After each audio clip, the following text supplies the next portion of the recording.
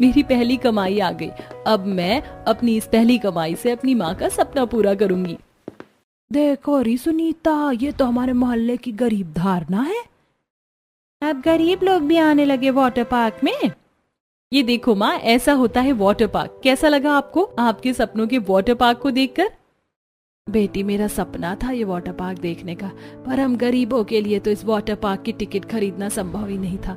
फिर तूने ये सब कहाँ से किया? आखिर पाखी को अपनी गरीब माँ का सपना पूरा करने के लिए किन हालातों से गुजरना पड़ा, आइए इन सभी पहलू को जानने के लिए कहानी में थोड़ा पीछे चलते हैं।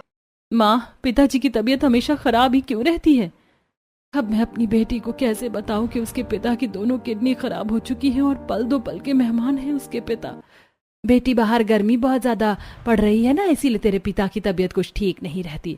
धरना बहुत ही गरीब थी और उसके पति की दोनों किडनी फेल थी। उसके पास इतने पैसे नहीं थे कि वह अपने पति का किडनी ट्रांसप्लांट करवा सके, इसलिए वह घर में ही अपने पति की देखभाल कर रही थी। तभी एक सुबह जब पाखी अपने पिता को चाय देने के लिए आती है, पिताजी उठिए, देखिए मैं आपकी सुबह की चाय ले आई।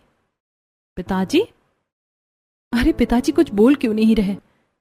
पिताजी उठिए ना, चाय ठंडी हो जाएगी। अपने हाथों से पिता के शरीर को हिलाते हुए, पिताजी, माँ माँ माँ यहाँ आओ, देखो पिताजी उठ नहीं रहे हैं, मैं कब से आवाज दे रही हूँ। तभी वहां पर पाखी की माँ धरना आती है। पाखी के पापा, पाखी के पापा, आप कुछ बोलते क्यों नहीं हो? पाखी, जा बगल वाली ताई को बुलाकर लेकर आ जल्दी से। पाखी भागकर पड़ोस की ताई सुदामा को लेकर आती है। सुदामा खाट पर लेटे मुंशी के हाथ को छूकर कहती है, हिम्मत बांध ले धरना, अब सब कुछ तुझे ही संभालना है। मांग का सिंदूर पोंछ ले, तेरा पति अब इस दुनिया में नहीं रहा। ये सुनकर धरना अपने हाथों की चूड़ियां मुंशी के शरीर पर पटकने लगती है। आप मुझे छोड़कर नहीं जा सकते, मुझे छोड़कर क्यों चले गए हैं पाखी के पापा?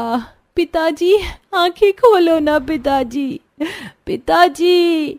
धरना गरीब थी, इसलिए मोहल्ले के लोगों ने मिलकर मुंशी का अंतिम संस्कार किया।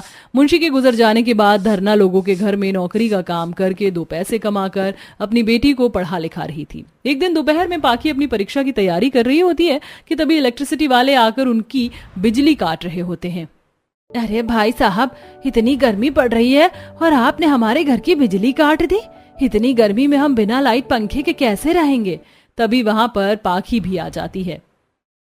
हाँ सर, आपने इस तरह से हमारे घर की ये बिजली क्यों काटी है? इतनी गर्मी में बिना बिजली के हम कैसे रहेंगे? हमें शौक थोड़ी है बिजली काटने का, कब से आप लोगों ने बिजली बिल भरा ही नहीं है।